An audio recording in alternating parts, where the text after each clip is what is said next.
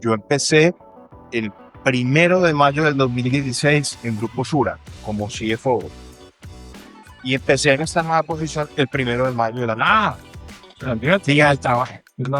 Hay alguna cosa rara ahí con el día del trabajo. Algún día tendré que hacer una carta o alguna cosa de ese día. ¿Qué significa? Yo me acuerdo viernes terminando reuniones a las 6 de la tarde donde el señor oía que nosotros llevábamos 3 horas hablando de proyectar muertos. Del Grupo Sura continúa siendo dueño los otros accionistas diferentes al Grupo Arcos. Hay una cosa que yo pues repito también bastante que yo oía a mi abuelo, que es uno tiene tiempo para lo que quiere.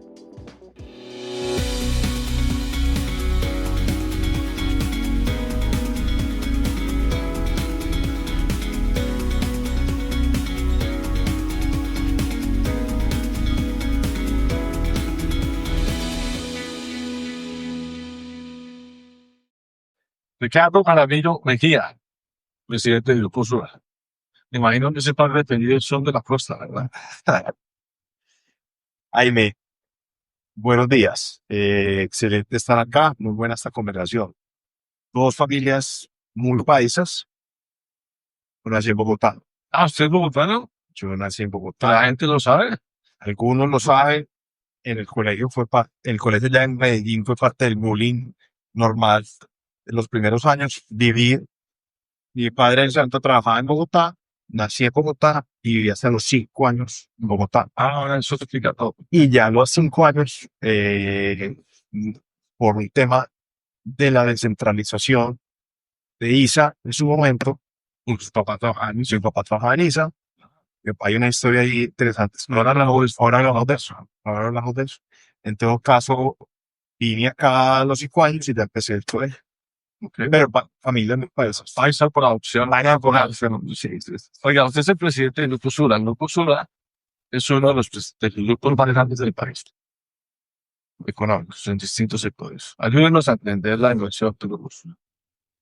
Grupo Sura, Jaime, es una holding, un gestor de inversiones que hoy día tiene portafolio principalmente de servicios financieros, que tiene el 81% de la compañía aseguradora, o sea, de seguros, tiene el 93% de Sura Asset Management, que es pensiones y ahorro voluntario, tiene 46% de las acciones ordinarias de Colombia. En este momento, antes de que se ejecute la transacción que anunciamos al mercado de eliminación de las participaciones cruzadas, tenemos 44% de las acciones ordinarias de Grupo Arcos. Eso terminará Entregándosele directamente a los accionistas. Cuando uno mira el portafolio financiero de Grupo Sura, ese portafolio tiene unas cifras muy, muy relevantes. de ciudad. Esas cifras están cerca de los 37 billones de ingresos consolidados el año pasado. Hay una cifra que a mí me impacta mucho y es, estamos en 10 países, tenemos cerca de 73 millones de clientes, lo que es una responsabilidad gigante, tenemos cerca de 60.000 empleados, y cuando uno mira los activos bajo gestión, que mira los activos AUMs de Sura Asset Management, los portafolios de inversión de Sudamericana, los activos del banco, estamos llegando a una cifra superior, digamos, de todos los activos de 1.000 billones de pesos. Cifra que es para cualquier geografía una cifra muy, muy, muy relevante. Eso muestra un poquito como del tamaño de las compañías. Hablemos de otro tipo de grupos de la región de Latinoamérica, porque en algún momento, digamos, por fuera de Brasil, que es un animal demasiado grande, el tema de Grupo Sura y el tema de seguros y el tema de Sura, pues las posicionaban como las empresas en su nicho, viendo de primeras, de segundas o terceras. Hoy en día, digamos, ¿cómo es esa proporción? Sí. Cuando lo miramos, digamos, por sectores, Suramericana, ahí no he sacado todavía Brasil, pero Suramericana es la cuarta compañía aseguradora de origen latinoamericana. Tiene cerca de 6 billones en el mundo. En la cuarta latinoamericana de origen, digamos, de la compañía. Sura Asset Management, en los países en los que está, que Sura Asset Management tiene cerca de 720 billones de assets under management o AUMs, como se dice, es el líder en activos bajo manejo en la región en esos 5 países. Bancolombia, muy líder en Colombia, una posición relevante en Centroamérica, Guatemala, Salvador y Panamá, pero no tiene pues operaciones en los estados de Sudamérica. Usted lleva que menos de un año al frente de esto. Sí, yo empecé el 1 de mayo del 2016 en Grupo Sura como CFO y empecé en esta nueva posición el 1 de mayo del año.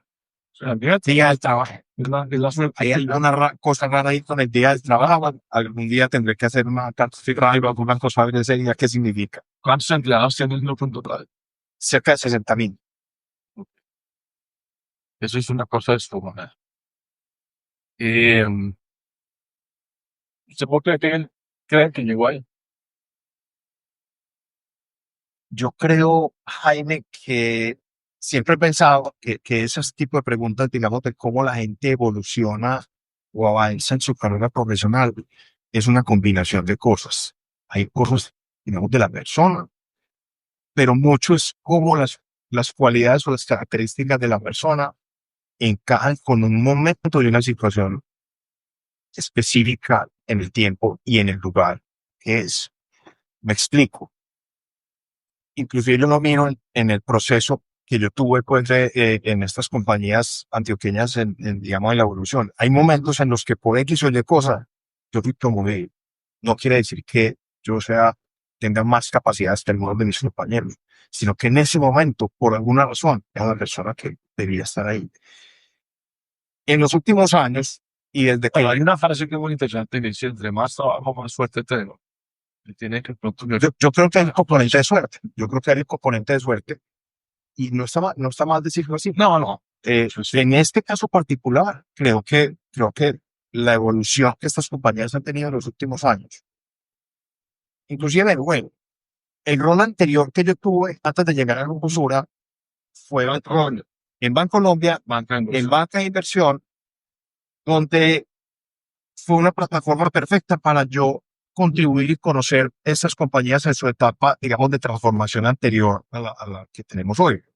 La etapa de expansión, nosotros acompañamos mucho a las compañías, las diferentes compañías, desde el punto de vista de desinversiones necesarias para el foco en servicios financieros, en alimentos o en infraestructura, eh, búsqueda de recursos en mercados de capitales, créditos indicados en algunos momentos y adquisiciones de compañías en el exterior. Entonces, eso que me permitió a mí ahí, mucho conocer todas las personas, que es muy importante. Eso fue un proceso muy estratégico para estas compañías, procesos en los que los presidentes, las juntas directivas y todos los equipos directivos estaban muy involucrados. Entonces me permitió desde esa tribuna tener acceso y contacto directo con las personas de las compañías. más las tripas financieras. Vos sabes, más las tripas financieras, donde vos sabes muy bien que esas transacciones llegan a un nivel de intensidad, pues que casi prácticamente vive uno en algunos momentos, fines de semana, etcétera, con personas que en ese momento pues eran fundamentales en todo el proceso de estrategia de las compañías. Eso siento que me posicionó bien para venir a Grupo Sura en el 16. Y del 16 acá, toda la evolución reciente, la consolidación de esa expansión, el atravesar la pandemia, atravesar las sopas y una necesidad de ver cómo se evoluciona la estructura de propiedad. Digamos que si sumas todos esos componentes, y quiero resaltar mucho el relacionamiento con las diferentes personas, creo que me pusieron en un punto donde posiblemente en otras condiciones no estaría visitado. Claro. Pero eso es la vida. Sí, sí. Eso es la vida. Hay un capítulo muy importante y es relacionado con lo que usted está contando. Usted estuvo 4 años en Bancolombia, 16. Yo estuve en dos etapas. Una primera etapa recién salido de la universidad, que estuve 3 años como analista, enfocado en lo que hoy en día es la fiduciaria de Colombia. Ahí me fui a estudiar a Boston. Yo estudié primero a Londres y después a Boston, un máster. Ahí tuve un pequeño paso por el sector real, una multinacional. Y estando en un momento en el que no estaba muy contento en esa experiencia de la multinacional, recibo una llamada de Juan Carlos Mora, Que en ese momento era. que en ese momento trabajaba en banca de inversión por Finsura. que yo lo conocía de tiempo atrás porque el hermano de él era también muy del colegio y las familias nos conocían. Y me dice, vos quisieras trabajar en banca de inversión. Y yo siempre, en la estudiada afuera, etcétera, siempre había tenido el bichito de en algún momento trabajar en banca de inversión. Y coincidió que no estaba contento en mi trabajo en ese momento. Existía inclusive posibilidad de moverme a Bogotá. Y me decía, no, no era Bogotá, que me voy a Bogotá en un momento pues que esté contento y que vea pues una proyección y que me está acompañado a seguir. Entonces listo, me moví, inclusive por menos salario. Y empecé a trabajar en banca de inversión como gerente de proyectos, eh, a maletinear funciones, adquisiciones, créditos indicados, financiación de proyectos, etc. Esa es la nueva etapa que fue Corfinsura, entré en el 2003 y ahí al año se anunció la fusión con AVI, Corfinsura Colombia, que en este momento está cumpliendo 20 años ya. Y estuve desde el 2003 hasta el 2016. Entonces, en total son 16 años que dijiste en 2 temporadas. O sea, pues, ha estado 22 años vinculado, digamos, a estas organizaciones. Y eso me lleva a una pregunta relacionada con la conversación que estábamos teniendo. Se le ha tocado casi toda la transición de las últimas 2 décadas de Grupo Sura, y no ha sido una transición menor. Ahora es un recorrido por eso porque hay no solo una etapa de expansión muy relevante del CENI y llevó al grupo a los territorios de Latinoamérica donde lo estaba.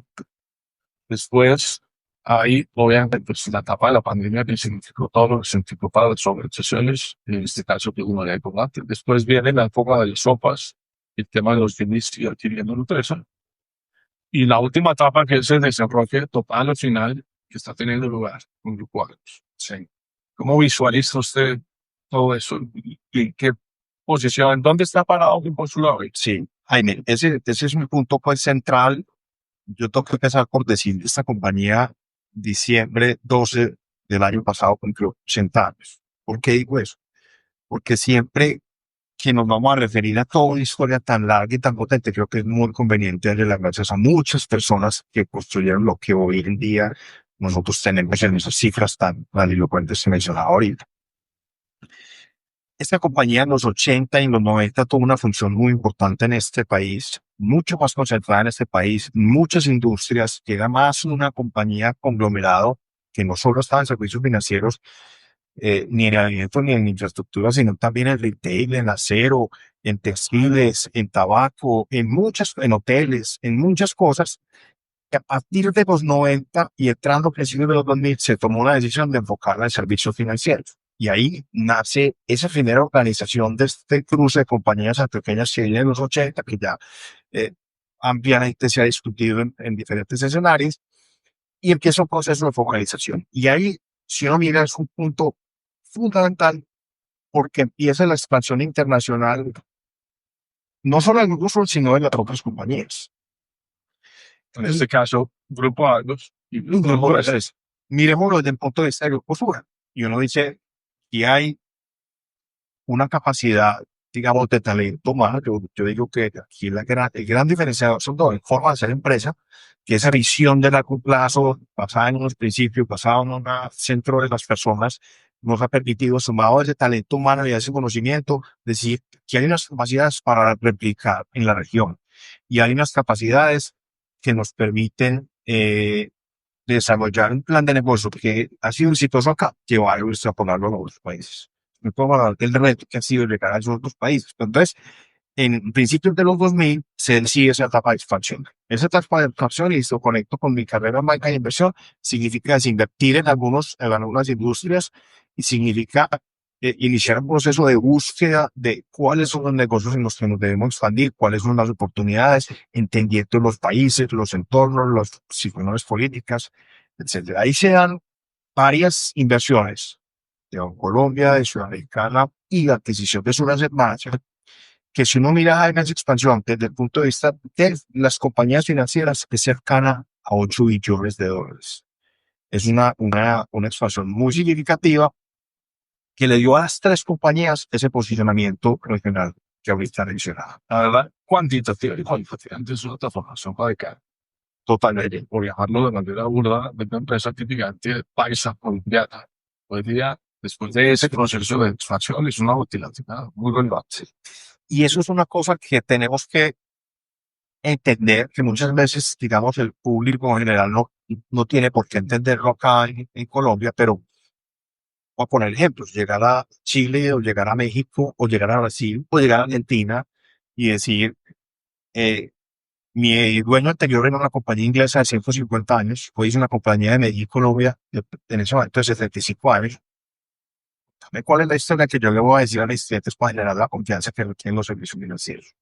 Eso ha sido un proceso que creo inicia por contagiar a los equipos administrativos y directivos de las compañías de esta forma de hacer empresas, de la potencia que hay, de empoderar a las personas, de vincularlos, de que se sientan no como lo que tenemos es una colección de banderitas, sino que es un equipo regional realmente multigativo.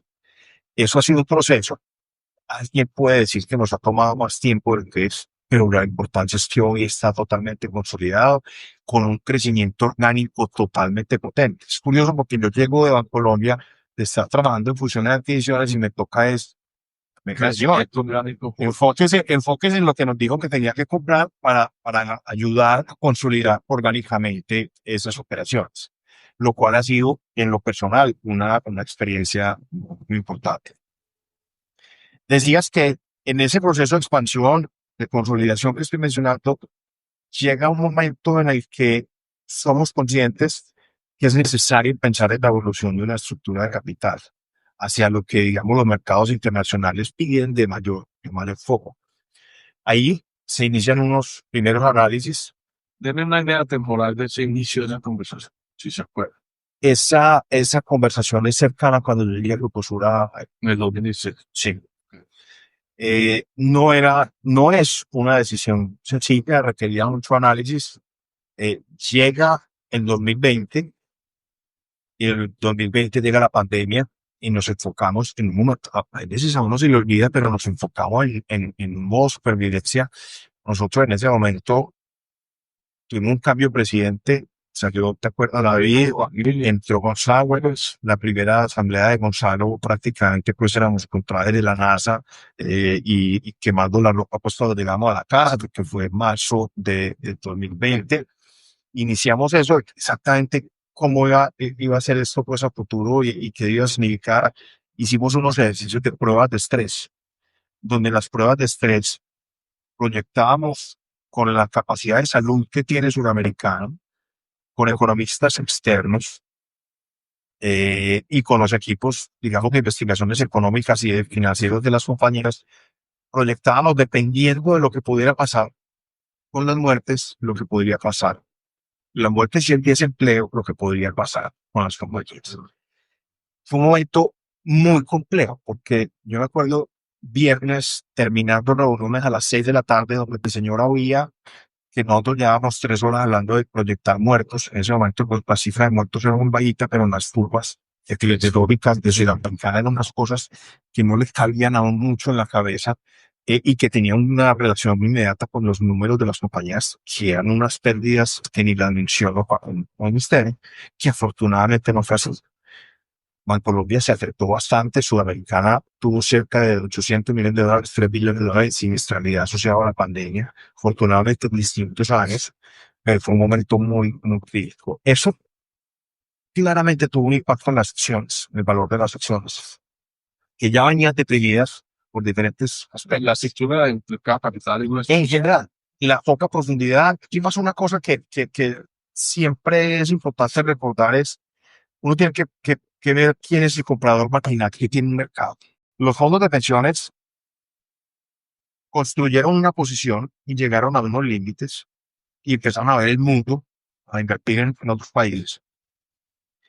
El retail tuvo, o las ciudades naturales, tuvieron una serie de impactos en algunas operaciones, no lo hemos analizado, pero llevó a que lo que era una tradición muy, por ejemplo, de esta región, se empezara a enfocar en cosas como real estate, inmobiliario, otros países, diversificación, etcétera. Entonces, no fue ese comprador marginal. Los fondos de pensiones no estaban tampoco en posición de comprar nuevas posiciones. Y entonces los internacionales empiezan a ver poca liquidez. Y abiertamente tú sabes que los internacionales dicen, Mi mecanismo de salida es la liquidez. Pasa algo, yo quiero tener la posibilidad de que en 3, 4, 5 días salga mi posición del país. Eso se acabó. Entonces los internacionales frenan. Cuando tienes un mercado en esas condiciones, los precios se van deteriorando. Y hay una descorrelación totalmente clara desde el 2017 en los fundamentales de las compañías y en los precios en bolsa, que se exacerbó en el 20, por lo que sabemos, Claro. y que yo diría que fue una combinación que visibilizó el momento para el proceso de las otras. Hablemos de eso. Es un capítulo complejo, difícil, porque claramente fue, digamos, la materialización de algo que en Colombia no ha pasado de esa manera nunca. Es una, como se llama en la jerga, una toma hostil por parte de un tercero, en este caso, pues, los y asociados con los aliados. Eh, y que en buena parte se explicaría, como usted dice, en virtud de ese desacople del valor fundamental de la compañía con el valor en el mercado. Sí, hay varios elementos ahí que son importantes. Ese desacople uno y otro, que yo creo que en Latinoamérica no hemos tenido un caso similar a ese, es que cuando uno mira la mayoría de compañías, si no están en la totalidad de las compañías grandes latinoamericanas, son o de algún accionista controlante o del gobierno. Estas son compañías que desde su inicio son compañías listadas en bolsas públicas y que tenían, como sabemos, la estructura de propiedad. Entonces, era también un elemento muy adecuado para compañías que están listadas aprovechar una oportunidad como la que yo vi. Y si uno está listado, tiene que saber que esos son riesgos naturales de estar listado.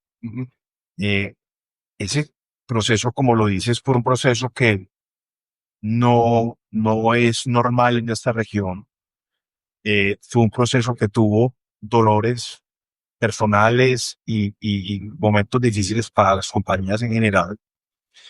Yo personalmente estoy en una posición en el centro de pasar la página, de aprender de lo que se pudo haber hecho distinto y ver eso cómo lo utilizamos hacia el futuro. Pero es una realidad. Lo otro que es una realidad es era una situación en la que teníamos que llegar a una solución, a una En ese caso, en ese caso. Una vez ya con la compra importante en Grupo Sur y la compra importante en Nutresa, no podíamos correr el riesgo, sobre todo para las compañías, de que las compañías empezaran a deteriorar por discusiones entre sus accionistas. Entonces, ahí hubo un momento que creo que es muy significativo de esas mesas de negociación donde vimos que hay que llegar a un acuerdo.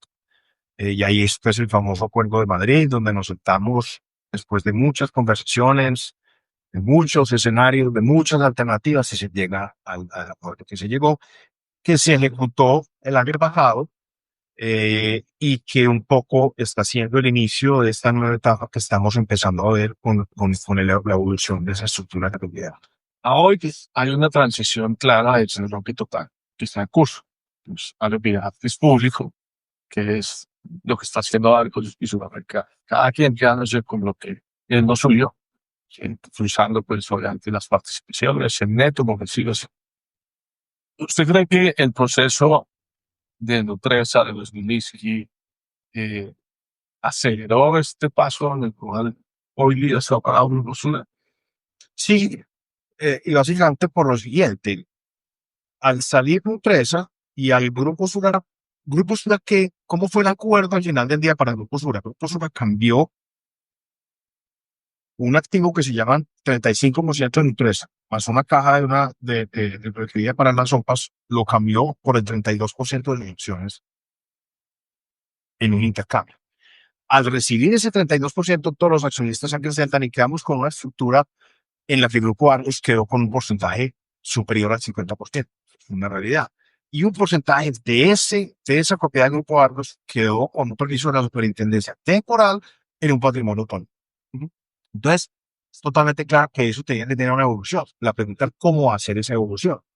Y ahí empezamos un proceso continuamos un proceso de mucho análisis con todas las opciones, con diferentes asesores financieros, estratégicos, legales, etcétera, de cómo era la mejor forma para avanzar en este proceso, con un objetivo claro de lo que estás diciendo es permitir al final del día que las dos compañías se pudieran enfocar en sus industrias.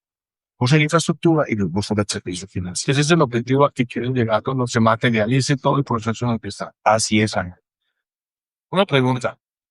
Si en el 2016 venía la conversación de, hombre, esto del networking tiene sus complejidades a los inversionistas, tiene distintos niveles de disfunciones de uno en que están mintiendo, no era fácil explicar la propiedad.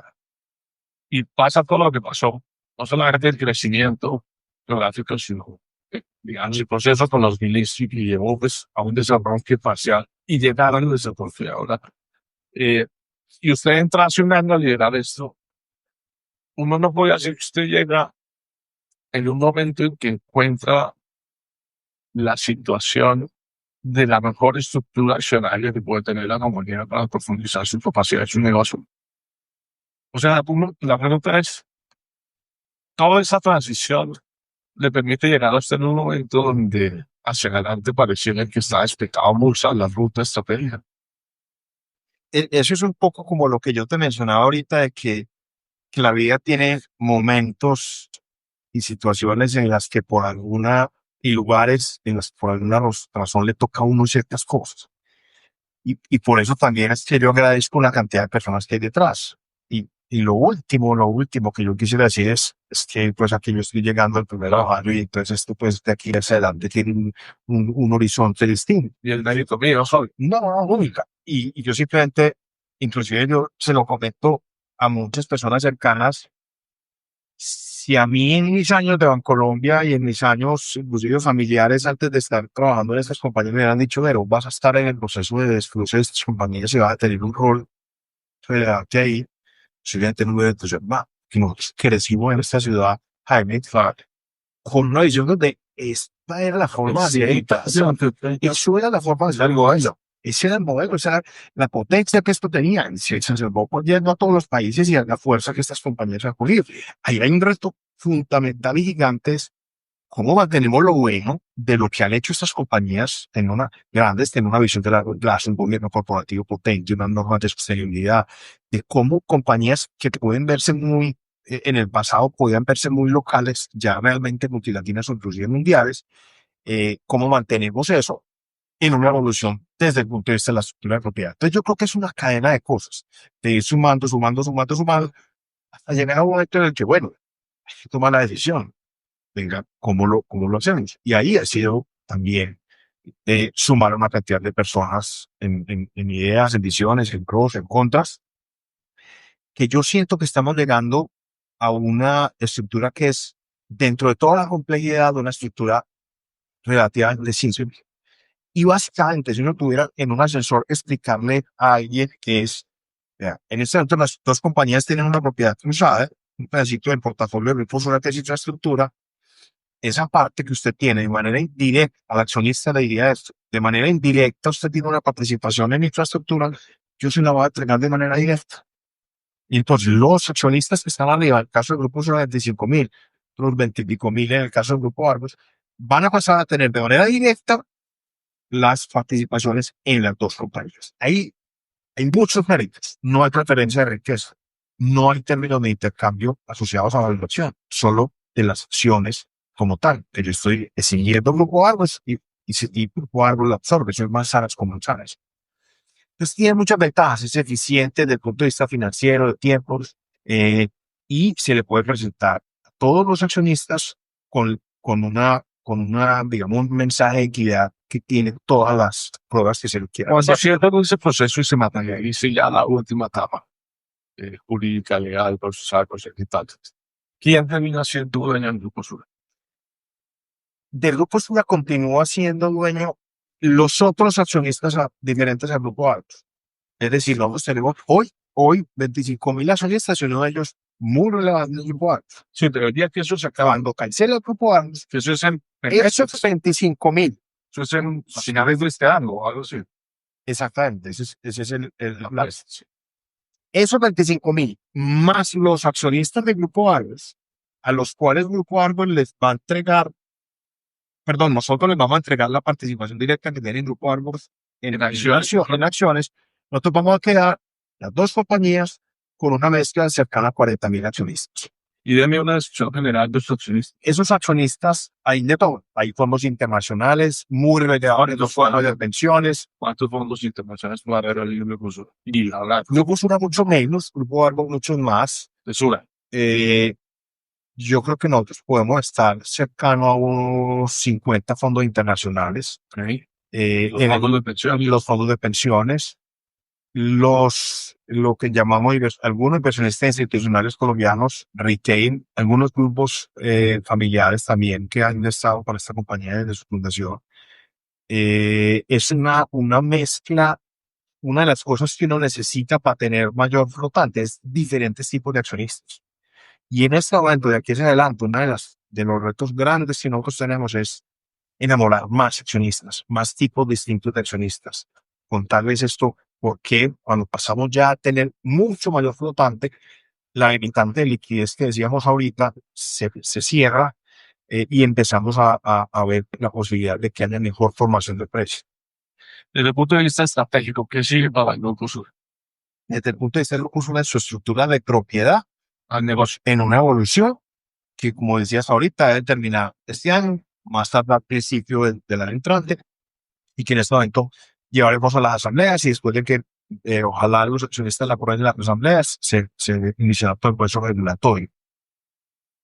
Cuando vemos entonces la temporada siguiente, la etapa siguiente, estamos viendo un portafolio focalizado 100% en servicios financieros, en las tres compañías que te digo ahorita, donde cada una de las compañías tiene unos planes, tiene unos proyectos, tiene unas capacidades, una escala que es muy importante en servicios financieros, donde tenemos desde el Grupo Sura que ver cómo como grupo financiero conectamos mucho más esas compañías para tener más potencia en las diferentes tecnologías. Entonces ahí viene una visión mucho más integral del Grupo Sura como servicios financieros y donde estamos convencidos que hay una región con mil oportunidades para servicios financieros. Cuando digo servicios financieros, estamos hablando de todo el espectro. Inclusive dentro de eso está el aseguramiento asociado en salud. Y no quiero dejar a un lado en esta conversación el concepto de salud, porque salud pues es muy percibido, es principalmente en Colombia muy conectado con salud obligatoria, llamémoslo la EPS, pero las capacidades que tiene Suramericana, particularmente en salud, en todo un ecosistema de prestación de ayudas diagnósticas, ahora con una planta de vacunas, es muy potente para lo que puede venir hacia adelante. Entendiendo que servicios financieros ayudan al desarrollo de las economías de los países, eh, ayudan también la salud. Claramente es algo que se ha incrementado su uso. El que tuvieran dudas sobre el tema, pues está la pandemia y después de la pandemia para acá el uso del sistema ha sido mucho mayor, no solo en el mundo. Están temas como las pensiones, donde lo único claro es que con los cambios demográficos, con las diferentes condiciones económicas y con el decrecimiento de la natalidad, pues tendremos retos ahí. Y el hecho de que tengamos Ayer se hablaba con Ignacio Gallo por casualidad, que es el presidente de Sura, y me dijo una cosa, oiga, nosotros, en este caso, Sura, pero obviamente el Grupo Sura, hemos transitado por 4 reformas pensionales en los últimos años en Latinoamérica, donde los gobiernos que promovían impulsar esas reformas fueron gobiernos de izquierda, donde la discusión del ahorro privado estaba dentro de ello. Y sin embargo, todas esas reformas, el ahorro privado se mantuvo, sí. totalmente, Jaime, ni siquiera me pudiste el tema porque nosotros, y hay que mirar las unas más como por fases. Cuando yo llegué en el 2016, esa compañía se adquirió en el 12, yo llego en el 2016 y eso coincide también con un movimiento en Chile de no más AFPs, acabar las AFPs. En Chile, acordate que siempre ha sido como ese Fue que inició un modelo que fue fue el modelo que adoptamos, que ha sido referente pues en América Latina. Yo coincido 100% con lo que menciona Ignacio.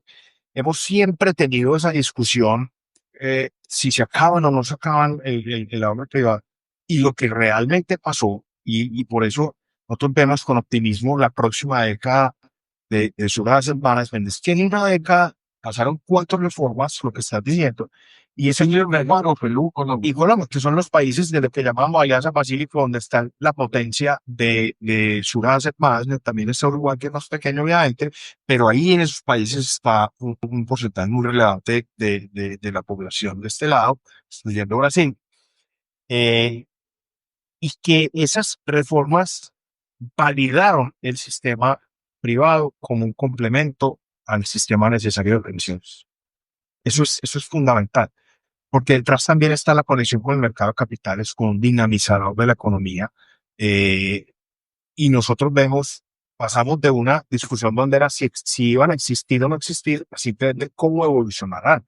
Definitivamente requieren evolución, porque, repito, con las variables demográficas y económicas, los números hay que ajustarlos.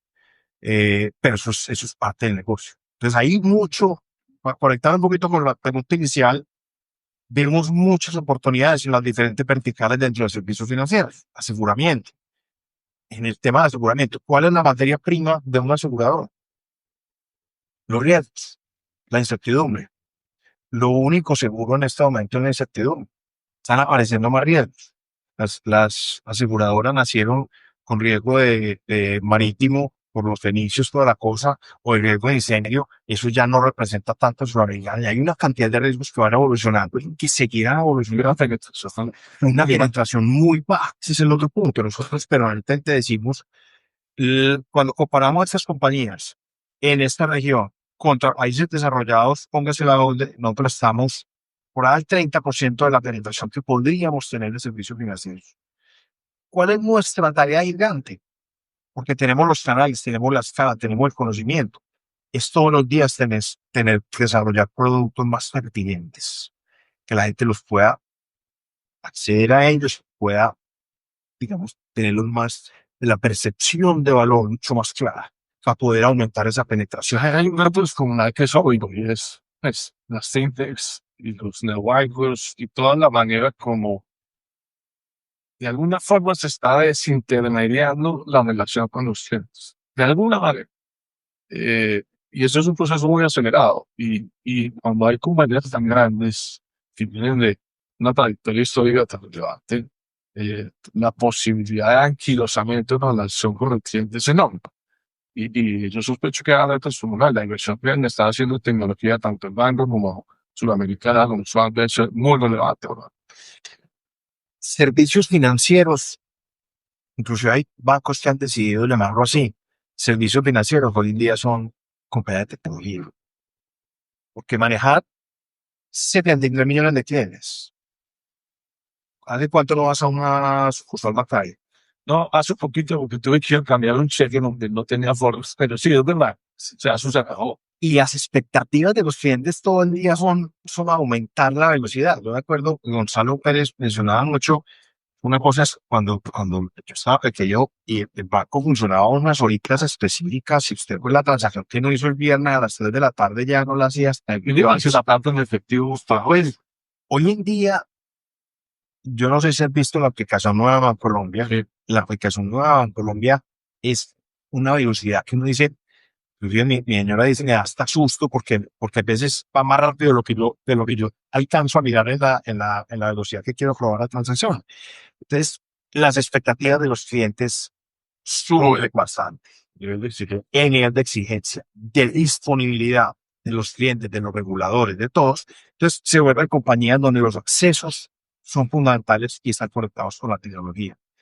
Todo esto lo digo para decir que tenés toda la razón y las inversiones que están haciendo son gigantes y las que van a hacer son gigantes. Creo que son compañías que están muy bien posicionados por sus nombres para hacer eso. Prueba de ello es una cosa como Nequi. Nequi hoy día tiene cerca de 20 millones de clientes, donde ha sido un desarrollo del banco que ha ido ganando contactabilidad. Yo hace unos días estuve en La Guajira y veía en todos los puesticos, Nequi, Nequi, Nequi, Nequi, Nequi, Nequi. Eso es penetración, eso es acceso, capilaridad. Y eso es una fortaleza que, pues sí, no estoy diciendo que los otros bancos no hayan trabajado ahí, pero creo que Bancolombia ha trabajado ahí bastante. El caso de seguros es un poco distinto porque tú no tienes tanta cotidianidad con seguros. En salud sí tienes esa cotidianidad. Y en pensiones no tienes tanta cotidianidad. Normalmente la gente lo ve más a largo plazo, pero en el ahorro voluntario sí podemos construir esa cotidianidad. Entonces hay un tema donde cómo, y ahí me conecto con lo que decíamos ahorita, cómo nosotros, a través de esos accesos que tenemos en todas las compañías, de esos conocimientos, de esos productos, aprovechamos los accesos y la cotidianidad para tener una propuesta de valor más potente de todos. Estamos hablando de un tamaño y una dimensión de negocios, de inversiones y de geografías de su hogar. Quiero que hablemos de cómo visualiza usted y cómo materializa la visión de impacto social de un grupo como ustedes. Y denme ejemplos. Perfecto. Y a ver, yo creo que o estamos convencidos que el mayor impacto social se da a través del mismo negocio. Y nosotros tenemos una visión donde decimos, partiendo inclusive del concepto de complejidad de moral, uno dice, todo en el mundo del centro es complejo, está conectado. Cosas ciertas, la incertidumbre y la complejidad. Lo que Trump diga en este momento, lo que pase en China, inmediatamente se siente en todos los países donde está. Eso para decir que está todo conectado. Cuando digo que está todo conectado, uno tiene que entender eso cómo se refleja en el negocio. Pues nosotros gestionamos un capital económico que es un capital económico que se afecta por lo natural, por lo social, por lo humano. Y tenemos que ver cómo a todos los grupos de interés que tenemos le vamos dando una propuesta de valor que cumpla con esas expectativas que tiene en lo que esta compañía debería ser en lo ambiental, debería ser en lo social, debería ser en lo humano y debería ser en lo económico. De ahí no es con OES, es con IES, es todo conectado, es una sola cosa. Y ahí es donde te digo, nosotros tenemos con la cartera del banco, con los AUMs de Surae Asset Management, con las primas y el portafolio suramericano, a potencia gigante para transformar la región.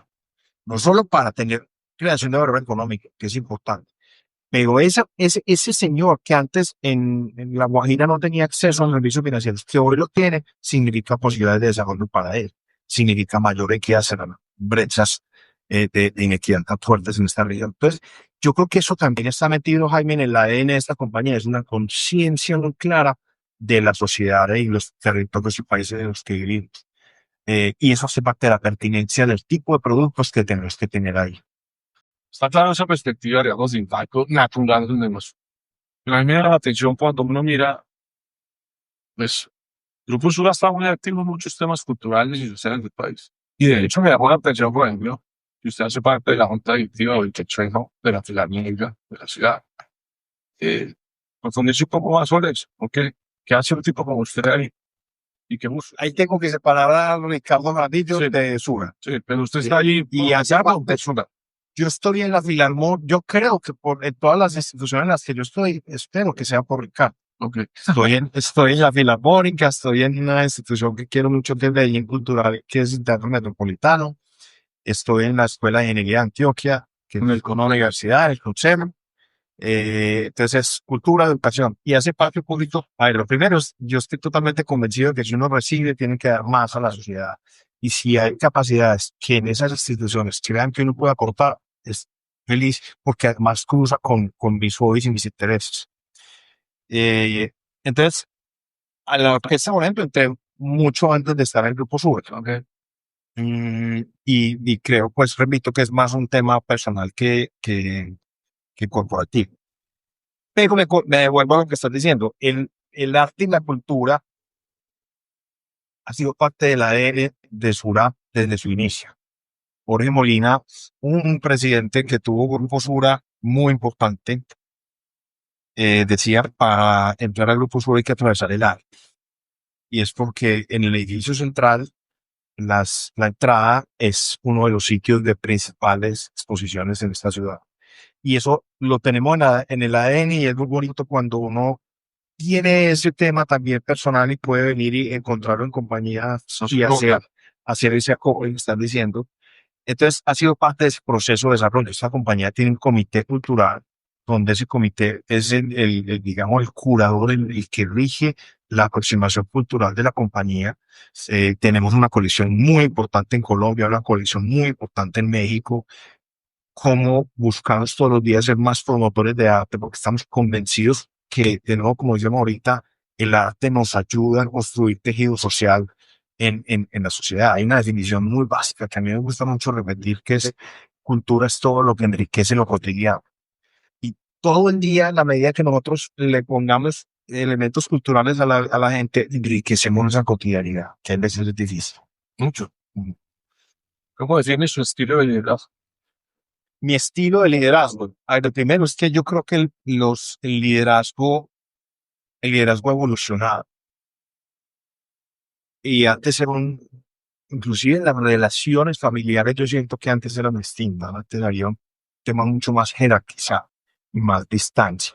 Y yo siento que, por ejemplo, cuando hablaba ahorita de Jorge Moreno, sí, de Jorge Molina o Guillermo Moreno, anteriores presidentes de esta compañía, eran figuras que se veían mucho más distantes. Yo siento que en esa evolución de que el mundo todos los días es más pequeño, más conectado, hemos entrado en un estilo de liderazgo más cercano, más colaborativo, y donde es difícil decir, uno puede tener unas características personales, pero es difícil decir que uno siempre tiene ese estilo de liderazgo. Yo creo que parte del liderazgo actual es uno cómo va teniendo diferentes estilos en diferentes momentos, en diferentes situaciones. Sin embargo, si yo tengo que decir El de hoy. particularidades mías, Sí. yo creo que soy una persona cercana, creo que soy la persona que genero confianza, creo que soy una persona que le gusta el trabajo en equipo y que busca que los logros sean en equipo. Creo que soy optimista, pero realista. Me gusta ejecutar, me gusta estar soportado en el conocimiento y en el análisis. Eh, Creo que el gran elemento es que cuido mucho es generar confianza, transparencia, que me dan un límite. Usted tiene una trayectoria de la financiera muy fuerte. Y uno podría decir, ahí estaba activo de su lapso de cual usted, para estar donde está construyendo. ¿Dónde siente que necesita apoyo? ¿Dónde busca apoyo? ¿En qué temas siente que necesita complementar lo que usted sabe hacer? En muchos, y busco tener personas cercanas donde tengo una confianza de sus capacidades, de lo que me pueda aportar, que tengan un interés, que tengan una aproximación, digamos, desinteresada de la conversación. Creo que hay un tema que está detrás de esta responsabilidad, distinto a las responsabilidades que yo ya tenía en el pasado, y es un tema de relacionamiento, relacionamiento con una cantidad de públicos de interés o grupos de interés distintos a los que yo normalmente identificaba más comunes en mis temas. Entonces ahí hay un tema importante y me apoyo en personas y me apoyo en ese elemento de la confianza y de la humildad a decir, de esto no sé, tenga que estoy en un proceso de ese aprendizaje. Relacionamiento, eso pasa también por lo político. Este puesto tiene, Ahí le paso una pregunta sobre eso. este puesto tiene una conexión bastante relevante con lo político y estamos en un momento en el que lo político sí o sí está teniendo incidencia en el desarrollo. Siempre ha tenido incidencia, lógico que tenga incidencia en el desarrollo de las diferentes economías, industrias, etcétera. Entonces hay un tema que es relativamente nuevo para mí.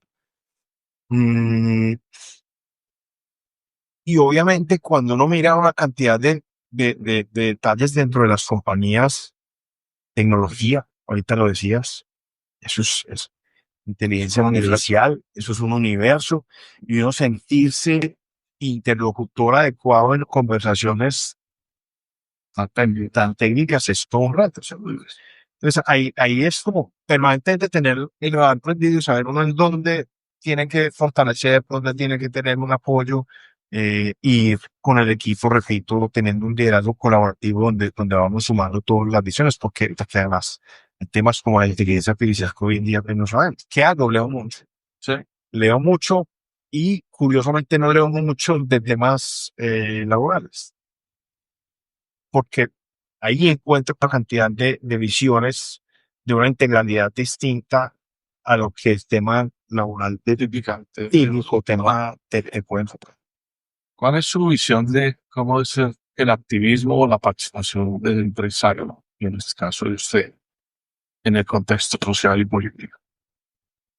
¿Cómo intervenir? ¿Cómo interviene? ¿Cómo Sí, participa? yo, a ¿Hasta ver, dónde llegar? este es un tema que cruza un poquito como entre lo que creo que la compañía debía hacer y lo que, digamos, yo como persona y mi participación tengo ahí, y es, uno es que esta compañía siempre se ha posicionado y relacionado desde su conocimiento, desde su experiencia, y con una cosa muy importante que yo comparto, y es cómo buscamos armonizar el interés particular y el interés común. Del ejemplo de Cuando una yo, compañía sacan cuando yo me acerco, decisiones difíciles, la decisión del plan de desmonte progresivo, la de tres, por ejemplo. ¿Y cuál es el origen de eso? Es decir, yo no puedo tener en un sistema que no sea sostenible una compañía sostenible, porque en el largo plazo no hay sostenibilidad ahí. Entonces, el interés común es que el sistema sea sostenible. El interés particular es que la EPS genere como un negocio, genere utilidades. Yo tengo que proponer ideas, conocimiento, aproximación con los diferentes reguladores, con el gobierno, donde yo primero la busque, y con la competencia, donde yo primero busque ideas de sostenibilidad del sistema como un todo, para una vez que este sistema sea sostenible, yo poder tener una compañía sostenible ahí. Arrancar de cómo yo hago sostenible mi empresa y me importa poco el sistema, y eso pasa mucho en servicios financieros, creo, imposible. Entonces, eso a veces es difícil porque soy consciente que la naturaleza humana nos lleva a que constantemente buscamos el interés particular sobre el común.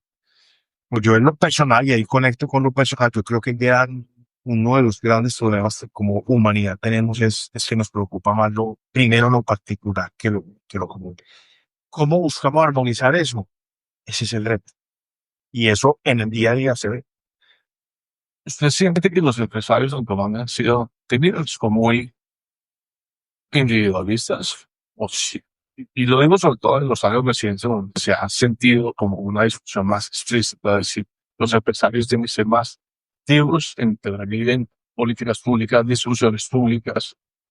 Yo más allá, Jaime, de hablar de empresarios, yo creo que a nosotros nos falta una visión común como país.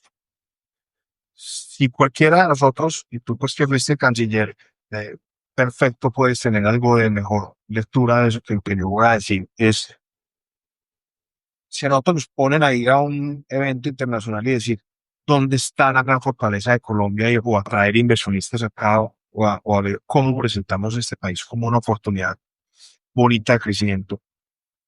Esa historia tan clara como la tienen otros países, nosotros no la tenemos. Nosotros tenemos una suma de historias que creo que nos ha faltado sumar en un propósito común.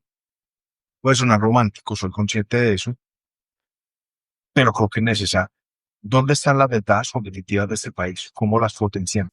¿Dónde están los grandes retos? ¿Cómo pasamos a hacernos cargo? Y ahí los empresarios tenemos una responsabilidad, hacernos cargo y no simplemente poner los problemas en el otro. Somos muy amigos de poner los problemas en el otro. Yo te lo digo, permanentemente estamos en la discusión y no quiero pues entrar aquí en los temas políticos, pero estamos en la discusión y nos imaginamos que tenemos un reto gigante hacia adelante. El reto gigante hacia adelante lo tenemos sí o sí, porque hoy los problemas estructurales del país están. Tema de educación, tema de salud, infraestructura desarrollada, la migración, la conexión con el mundo en muchos aspectos. Independiente si es un gobierno de izquierda, de derecha, de centro, esos problemas están ahí. Y si no los unimos, vamos a pasar la vida echándole la culpa al otro. Usted obviamente anda por el día a día cargado de temas, de agendas, de presiones. Usted como descansa, ¿cuáles son sus momentos de relajamiento? Iba a decir relajo, pero también Las 10 momentos la bien.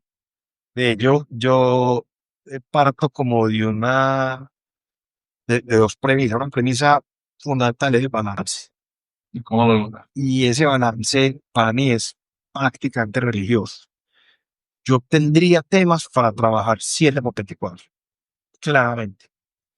Pero yo busco balance, trabajo, familia. Soy casado, tengo 3 hijos e intento compartir mucho tiempo de calidad con ellos. Me gusta mucho el deporte, me gustan mucho los hobbies, decía ahorita alguno, me gusta el arte, me gusta la música, me gusta leer. Usted es un trabajador compulsivo, ¿no? Yo hago mucho ejercicio, esa es como Entonces Eso, tengo que hago ¿cuántas veces a la semana dentro de otro monte en mi dieta y nado, yo hago fácilmente, o si la vida me lo permite, 6 veces por semana, ¿A qué horas? a la hora que me lo permita. Entonces Vaya, hay veces troto temprano, hay veces nado al mediodía, hay veces nado por la noche, el fin de semana también. Entonces tengo esos momentos. me imagino que eso es lo que le ayuda a dormir bien y tranquilo. Eso me ayuda a dormir bien y hay una cosa que yo pues repito también bastante que yo oía a mi abuelo, que es uno tiene tiempo para lo que quiere. Estamos Uno unos tiene, niños países, son uno tiene tiempo para lo que quiera. Entonces ahí cuestiones que ya, yo me encuentro con alguien en la calle y me dice, me imagino que ya no puedes hacer deporte. No, no es que yo no pueda hacer deporte, es parte de mi vida, ¿cierto? Entonces está eso, está la fotografía, me gusta, soy fotógrafo frustrado. Entonces intento, hay veces termino un poquito como dije, mucho banca, poco aprieta, pero disfruto más la vida, que ese es un poco como el objetivo. tiene su gente de confianza. O sea, usted cuando necesita preguntar por algo de tal, ¿tiene alguien? Tengo varias personas, tengo mucha confianza en mi señora, tengo mucha confianza en mi padre, tengo mucha confianza en ex jefes que en algún momento me han aportado mucho en mi desarrollo y que siento que son consejos desinteresados. Y tengo mucha confianza en personas que valoro por esa relación de confianza que he construido con ellos a lo largo del tiempo. Entonces, lo debería hacer más, lo reconozco, pero busco tener espacios de conversación con personas, con amigos también. Es algo que yo creo que es fundamental. Sobre todo que el tema de agenda y el tema de... Hay una cosa muy especial que hace unos meses me decía un buen amigo, una persona cercana, que es Mauricio Reina, Sí. que me senté con él en Bogotá un día después de este nombramiento. Lo primero que me dijo es que me miró y me dijo, estás teniendo más tiempo para pensar. Sí. Siempre, no se lo he dicho, pero siempre cuando diseño la agenda o pienso en la Ya no agenda, hay espacio más. digo, ojo, tengo que tener tiempo para pensar, porque si no se me llena con mil cosas. Que esa es parte también de la aproximación a entender esta posición en este puesto. Tipo como usted, en el momento de su vida, termina siendo un reflejo demasiado relevante para sus hijos. Quiera lo no, supongo. Sí, ¿Cómo, cómo visualiza su legado a sus hijos? ¿Y qué le tiene a dar a sus hijos? le quiero dejar ejemplo, les quiero dejar una forma, digamos, de ganarse las cosas por su propio esfuerzo, conocimiento y trabajo. Les quiero dejar un poco lo que decía ahorita de transparencia y humildad. Eh, tengo que conectar eso, Jaime, con una realidad personal. Es que yo crecí teniendo una figura paterna importante desde el punto de vista empresarial. ¿Cómo se llama su padre? Mi padre era Germán Jaramillo Lange, que fue presidente de ISA o gerente de ISA, y tocó arrancar ISA con un asistente y un mensajero. Tuvo 15 años ahí, después pasó a Cadenalco, que estuvo 15 años en Canadá y muy conectado con muchas empresas, con instituciones y ánimo de lucro, etcétera. Entonces, ¿qué voy con el tema? Yo crecí con esa figura, que ha sido un ejemplo importantísimo en mi vida, pero sé que en muchos momentos a mí me veían, lo voy a decir así, crudo y duro, me veían como el hijo del presidente de Canadá. O sea, que usted logra lo que logramos, que era el internet, Eso generó en mí una necesidad de demostrar que yo era capaz de lograr las cosas por mis propios medios. Entonces, creo que me lo dijo. cuando yo y tengo la tranquilidad de que esa historia no la he utilizado para qué, pues para el avance profesional. Lo voy a conectar al tema de mis hijos. Cuando el año pasado la junta directiva decide mi nombramiento, yo esa noche estuve en conversación en esta línea con mis hijos. Y su papá era Ricardo Jaramillo. y su papá es el mismo que ustedes han tenido. Y ustedes van a tener que empezar a tener un relacionamiento con una cantidad de gente que los van a ayudar, es como el libro del presidente me puso. Yo viví eso. Y eso es, en algunos momentos, agobiante. Sepan siempre que este soy yo. Y que esta posición que yo tengo mañana fue cambiar. Y voy a ser el mío. Y los voy a llevar a ustedes a ser ustedes por lo que ustedes son, no por lo que yo sea. Eso puede ser fácil decirlo, pero eso es una cosa que tiene uno que vivir en el día a día. Y no es sencillo. Ya, Y me cuido mucho de eso. ya, Tienen 20, 18 y 14. ¿y usted cree que asimilar a la conversación? Posiblemente no en el primer momento, pero es algo que creo que tengo que cultivar con cierta recurrencia, sin que se vuelva tampoco una cosa Sí. permanente, pues de ojo, de cantaleta. Ricardo, muchas gracias por esta conversación tan sabrosa. Jaime, a vos por la invitación, muy buena. Espero que sea de utilidad para los que nos vean. Como siempre, un placer estar aquí. Gracias, Ricky.